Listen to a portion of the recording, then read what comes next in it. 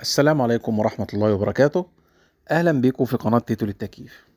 النهاردة بإذن الله هنتكلم عن جهاز جديد لسه نازل في 2026، وهو جهاز ميديا AI EcoMaster انفرتر الجديد.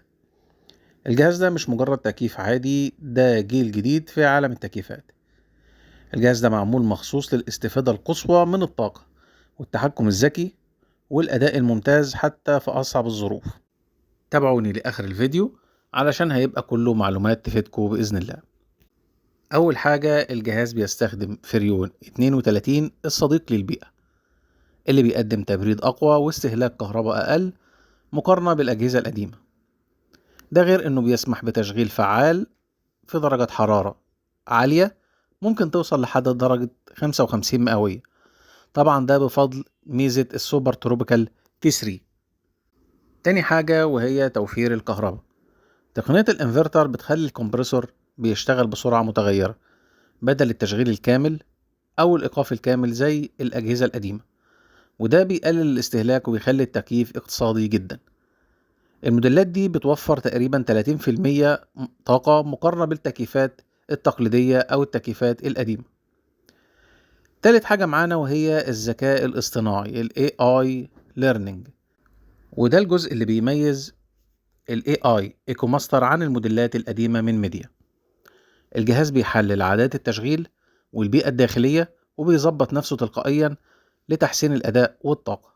يعني مش بيوفر كهرباء بس، ده بيتعلم ازاي يشتغل صح حسب استخدامك، وده طبعا أحسن بكتير من نظام الانفرتر العادي اللي بيشتغل بنفس الطريقة في كل مرة. رابع حاجة معانا وهي تنقية الهواء. الجهاز مزود بفلاتر ومرشحات هواء عالية الكفاءة بتجمع الغبار الموجود في الهواء اللي راكب فيه الجهاز بكفاءة عالية، وده طبعا بيحسن جودة الهواء اللي بيتنفسه المستخدم. خامس حاجة وهي الخصائص الذكية اللي في الجهاز. طبعا الجهاز نقدر نتحكم فيه عن طريق تطبيق بينزل على الموبايل وبيشتغل عن طريق الواي فاي. نقدر نشغل الجهاز أو نوقفه، نقدر نعدل في الإعدادات ونعدل في وقت تشغيل الجهاز بسهولة جدا.